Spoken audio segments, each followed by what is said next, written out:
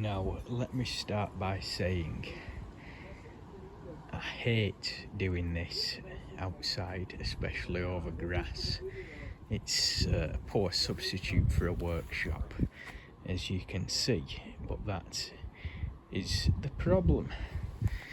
I don't have a workshop, so unfortunately I have to work within the limitations of my space I've got,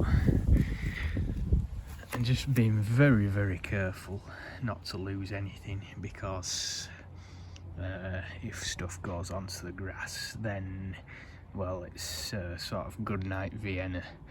This garden, it's a bit like the Bermuda Triangle. I've dropped things and thought they've disappeared forever, and a couple of days later they've since turned up, but hopefully not today. You'll see I've removed the forks. The hammer is not as ominous a sign as it looks, although I did have to give the locking ring for the top bracket just a little persuasion. I don't have the special tool.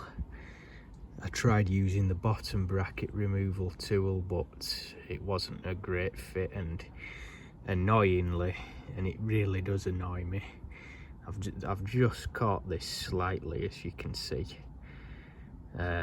which pains me, but in the absence of the right tool, which, by the way, if anybody can point me in the direction of the correct tool for this, please do. But I certainly don't have one for that. I've just caught it there slightly. It was very stubborn, extremely stubborn, but nothing can be done about that. Same with the lamp bracket. That's well, it's well past it with the chrome. I'll just clean it up as best I can. It's never going to be a mint example of the model, but that's not what I'm after anyway. It would be nice, but then if it was mint, I wouldn't really want to use it much. So this little project is all about making a usable, mechanically sound 1935 model rally. You'll see I've taken the brake gear off, all the remaining rods, some of the cranks, etc. Well, that will be dealt with in the next video, but it gives me access, perfect access to underneath, so I can give that a thorough clean and inspection. And as you can see, the forks, the head bearings, they did want doing. They were quite stiff actually, so I'm glad I've dismantled them.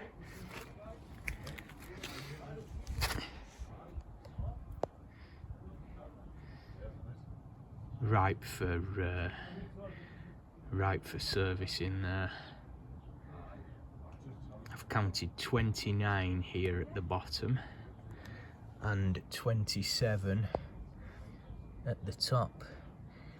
I don't know what it's meant to be. I've just had a quick look in my book, the post-war maintenance handbook, and it says 25 in each, but well, that I'm taking to be incorrect for these earlier examples, because why else would there be more than 25 in each?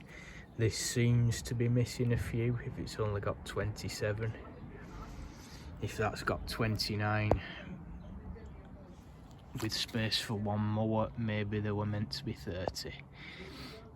Answers on a postcard, please.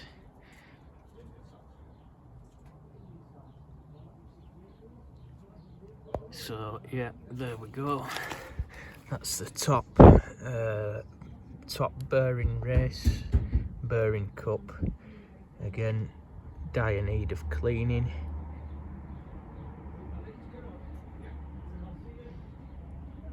It wants doing and it will be done. The fork trims, whatever you'd call them, I don't know what they're called, thimbles or something.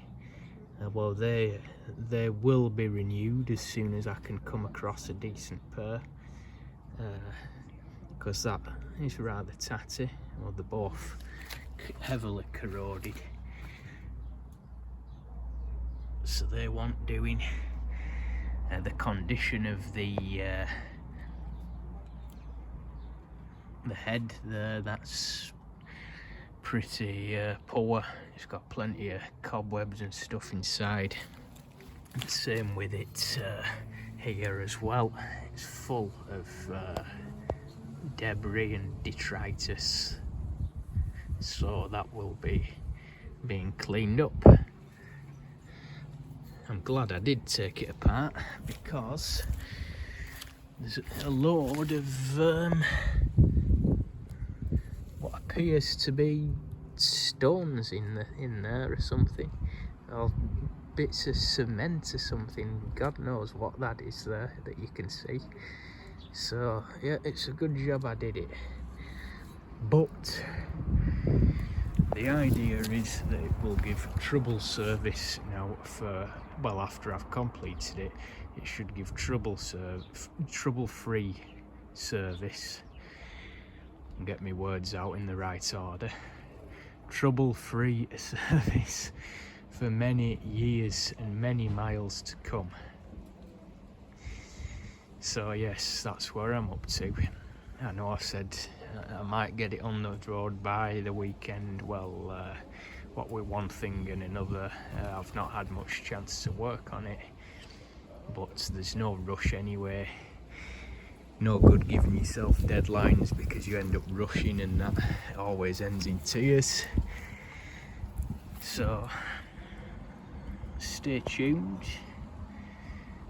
and in the meantime, happy cycling. Thank you for watching.